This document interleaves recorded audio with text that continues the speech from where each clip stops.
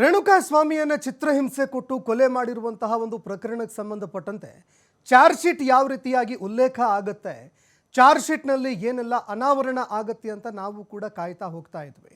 ಆದರೆ charge sheet ಸಲ್ಲಿಕೆ ಆದ ಬಳಿಕ ಚಾರ್ಜ್ ಶೀಟ್ ಈಗ ಅನಾವರಣ ಮಾಡ್ತಾ ಇರುವಂತಹ ಒಂದೊಂದು ಸತ್ಯ ಕೂಡ ಎಂಥವರ ಹೃದಯವನ್ನು ಕೂಡ ಕರಗಿಸಿಬಿಡುತ್ತೆ.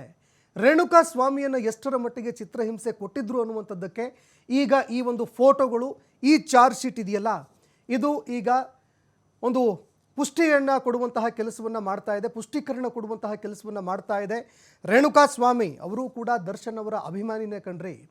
ಆ ಅಭಿಮಾನಿ ಡಿ ಬಾಸ್, ನನ್ನ ತಪ್ಪಾಗಿದೆ ಡಿ ಬಾಸ್, ನಾನು ತಪ್ಪು ಮಾಡಿದ್ದೀನಿ, ಕ್ಷಮಿಸ್ಬಿಡಿ ಡಿ ಬಾಸ್, ದಯವಿಟ್ಟು ನನ್ನ ಕ್ಷಮಿಸ್ಬಿಡಿ, ನೀವು ನಾನು ಮಾಡಿದ್ದು ತಪ್ಪು, ನಾನು ಮೆಸೇಜ್ ಮಾಡಬಾರ್ದಾಗಿತ್ತು, ನಾನು ನಿಮ್ಮ ಅಭಿಮಾನಿನೇ ಡಿ ಬಾಸ್, ದಯವಿಟ್ಟು ಬಿಟ್ಟುಬಿಡಿ ನನ್ನ ಅಂತ ಎಷ್ಟೇ ಗೋಗರೆದ್ರೂ ಕೂಡ ಬಿಡಲೇ ಇಲ್ಲ ಅನ್ನುವಂತಹ ಒಂದು ಮಾಹಿತಿಗಳು ಲಭ್ಯ ಆಗ್ತಾ ಇದೆ. ಅಂದರೆ ಆ ಪರಿಸ್ಥಿತಿಯನ್ನು ನೋಡ್ತಾ ಹೋದಾಗ, ಆ ಒಂದು ದೈನ್ಯ ಸ್ಥಿತಿಯನ್ನು ನೋಡ್ತಾ ಹೋದಾಗ ಅಲ್ಲಿ ಏನಾಗಿರಬಹುದು ಅನ್ನುವಂಥದ್ದಕ್ಕೆ ಈಗ ಪುಷ್ಟೀಕರಣ ಸಿಗ್ತಾ ಇದೆ.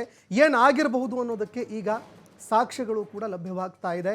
ಅಸಲಿಗೆ ಅಲ್ಲಿ ಏನಾಗಿತ್ತು, ರೇಣುಕಾ ಸ್ವಾಮಿಯನ್ನು ಬರೀ ಕೊಂದುಬಿಟ್ರಾ, ಕೊಲ್ಲೇಬೇಕು ಅಂತ ಏನಾದರೂ ಕರೆದಿದ್ರಾ, ಕೊಂದುಬಿಟ್ರಾ ಪ್ಲ್ಯಾನ್ ಮಾಡಿ, ಹಾಗಾದರೆ ಸಾಯಿಸೇ ಬಿಟ್ರಾ, ಹಾಗಾದರೆ ಏನೋ ಕರ್ಕೊಂಬರ್ಬೇಕು ಹೊಡೆದಾಕಬೇಕು ಅಂತ ಏನಾದರೂ ಹೊಡೆದಾಕಿದ್ರಾ ಅನ್ನುವಂತಹ ಪ್ರಶ್ನೆ ಆಗಲೂ ಕೂಡ ನಮ್ಮನ್ನು ಕಾಡ್ತಾ ಇತ್ತು. ಆದರೆ ಇದು ಸಾಮಾನ್ಯವಾಗಿ ಮಾಡಿರುವಂತಹ ಕೊಲೆನೇ ಅಲ್ಲ ಅನ್ನುವಂಥದ್ದು ಈ ಒಂದು ಚಾರ್ಜ್ ಶೀಟ್ ಹೇಳ್ತಾ ಇದೆ.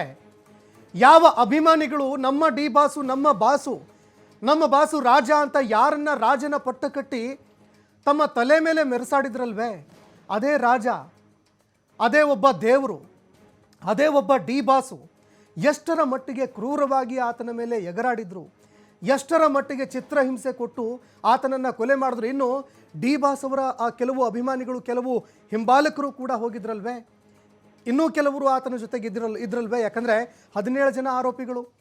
ಡಿ ಬಾಸ್ ಈ ರೀತಿಯಾಗಿ ಆತನ ಮೇಲೆ ಎರಗ್ತಾ ಇರೋದನ್ನು ನೋಡಿ, ಆತನ ಮೇಲೆ ಹಲ್ಲೆ ಮಾಡ್ತಾ ಇರುವಂಥದ್ದನ್ನು ನೋಡಿ ವೃಷಣವನ್ನು ಕೂಡ ಬಿಡೋದಿಲ್ಲ, ಮರ್ಮಾಂಗದ ಮೇಲೂ ಕೂಡ ಅವರು ಹಲ್ಲೆಯನ್ನು ಮಾಡ್ತಾರೆ. ಇದೆಲ್ಲ ನೋಡ್ತಾ ಇದ್ದರೆ ಆತನ ಜೊತೆ ಇದ್ದವರು ಕೂಡ ಪ್ರಚೋದನೆಗೆ ಒಳಗಾಗ್ತಾರೆ. ಬಾಸ ಈ ರೀತಿಯಾಗಿ ಹೊಡಿತಾ ಇದ್ದಾರೆ ಅಂದರೆ ಈ ನನ್ನ ಮಗ ಏನೋ ಒಂದು ಮಾಡಿದ್ದಾನೆ ಅಂತ ಅವ್ರಿಗೂ ಕೂಡ ಪ್ರಚೋದನೆ ಬರುತ್ತೆ. ಮಾಡಬಾರದ್ದೇನೋ ಮಾಡಿದಾನೆ ನನ್ನ ಮಗ ಅಂತ ಅವರೂ ಕೂಡ ತೀವ್ರತರವಾಗಿ ಆತನ ಮೇಲೆ ಹಲ್ಲೆ ಮಾಡುವಂಥ ಕೆಲಸನ ಮಾಡ್ತಾರೆ.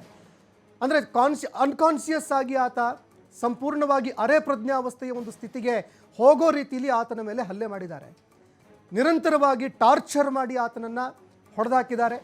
ಇನ್ನು ಹೊಡೆದಾದ ಮೇಲೆ, ಅಂದರೆ ಅರೆ ಪ್ರಜ್ಞಾವಸ್ಥೆಯ ಒಂದು ಸ್ಥಿತಿಗೆ ತಲುಪಾದ ಮೇಲೆ ಆಗಲೂ ಕೂಡ ಅವರು ಮನಸ್ಸಿಗೆ ತೃಪ್ತಿಯಾಗಿಲ್ಲ, ಅಲ್ಲೇ ಎಲ್ಲವೂ ಕೂಡ ಮುಗಿದು ಹೋಗಿಲ್ಲ. ಅಲ್ಲಿಗೆ ಏನು ಮಾಡ್ತಾರೆ, ಇವನ್ನ ಮತ್ತೆ ಕಾನ್ಷಿಯಸ್ ಸ್ಥಿತಿಗೆ ತರೋ ಇವನ್ನ ಅಂತ ಮೆಗ್ಗರ್ ತರಿಸ್ತಾರೆ. ಶಾಕ್ ಕೊಡುವಂತಹ ಮಷೀನು ಯಾರ ಹತ್ರ ಇದೇನಪ್ಪ, ತನ್ನಿ, ಶಾಕ್ ಕೊಡಬೇಕಾ, ಶಾಕ್ ಟ್ರೀಟ್ಮೆಂಟ್ ಕೊಡಿಸಿ, ಈತನನ್ನು ಮತ್ತೆ ವಾಪಸ್ ನೀವು ಪ್ರಜ್ಞಾವಸ್ಥೆಯ ಸ್ಥಿತಿಗೆ ತನ್ನಿ. ಮತ್ತೆ ಆತನ ಮೇಲೆ ಹಲ್ಲೆ ಮಾಡಬೇಕು ಅಂತ ಏನಾದರೂ ಪ್ಲ್ಯಾನ್ ಇತ್ತಾ ಗೊತ್ತಿಲ್ಲ. ಆದರೆ ಮೆಗ್ಗರ್ ತರಿಸ್ತಾರೆ. ಒಂದು ಮೆಡಿಕಲ್ ಕಿಟ್ಟು, ಟ್ರೀಟ್ಮೆಂಟ್ ಕೊಡೋದಕ್ಕೆ ಅಂತ ಟ್ರೀಟ್ಮೆಂಟ್ ಕೊಡೋ ಸಂದರ್ಭದಲ್ಲಿ ಹಾರ್ಟ್ ಬಿಟ್ಟು ನಿಂತು ಹೋದಂತಹ ಸಂದರ್ಭದಲ್ಲಿ, ಹೃದಯ ಬಡಿತ ನಿಂತು ಹೋಯಿತು ಅಂತಂದರೆ ಆಗ ಈ ಮೆಗ್ಗರ್ನ ಬಳಕೆ ಮಾಡ್ತಾರೆ ಶಾಕ್ ಕೊಡೋದಕ್ಕೆ ಅಂತ. ಶಾಕ್ ಕೊಡುವಂತಹ ಒಂದು ಮಷೀನು, ಅದರಲ್ಲೂ ಯಾರು ಇದರಲ್ಲಿ ಟ್ರೈನ್ಡ್ ಪೀಪಲ್ ಇರೋದಿಲ್ಲ, ಅಂದರೆ ಯಾರಿಗೆ ಇದ್ರ ಬಗ್ಗೆ ಇನ್ಫಾರ್ಮೇಷನ್ನೇ ಇರೋದಿಲ್ಲ. ಇಷ್ಟೇ ಒಂದು ಏನು ಎಲೆಕ್ಟ್ರಿಸಿಟಿ ಇರುತ್ತಲ್ಲ, ಇಷ್ಟೇ ಒಂದು ಹರ್ಟ್ಸ್ ಇರಬೇಕು, ಇಷ್ಟೇ ಒಂದು ಇಂಟೆನ್ಸಿಟಿ ಇರಬೇಕು ಅಂತ ಎಲ್ಲವೂ ಕೂಡ ಇರುತ್ತಲ್ವೇ. ಅದೆಲ್ಲವೂ ಕೂಡ ಗೊತ್ತಿರದೇ ಇರುವಂಥ ಅನ್ಪ್ರೊಫೆಷ್ನಲ್ ವ್ಯಕ್ತಿಗಳು ಯಾರಿರ್ತಾರೆ ಅವರು ಶಾಕ್ ಟ್ರೀಟ್ಮೆಂಟ್ ಕೊಡುವಂತಹ ಕೆಲಸವನ್ನು ಮಾಡ್ತಾರೆ. ಅಷ್ಟರ ಮಟ್ಟಿಗೆ ಶಾಕ್ ಕೊಟ್ಟು, ಚಿತ್ರಹಿಂಸೆ ಕೊಟ್ಟು, ಆತನ ಮೇಲೆ ನಿರಂತರವಾಗಿ ಹಲ್ಲೆ ಮಾಡಿ, ಅನ್ಕಾನ್ಷಿಯಸ್ಗೆ ಹೋದಂತಹ ಸ್ಥಿತಿಯಲ್ಲೂ ಕೂಡ ನಿರಂತರ ಹಲ್ಲೆ ಮಾಡಿ ಆತನ ಹತ್ಯೆ ಮಾಡಿರುವಂಥದ್ದೇನಿದೆ ಅದೆಲ್ಲವೂ ಕೂಡ ಚಾರ್ಜ್ ಶೀಟ್ನಲ್ಲಿ ಸಲ್ಲಿಕೆಯಾಗಿದೆ.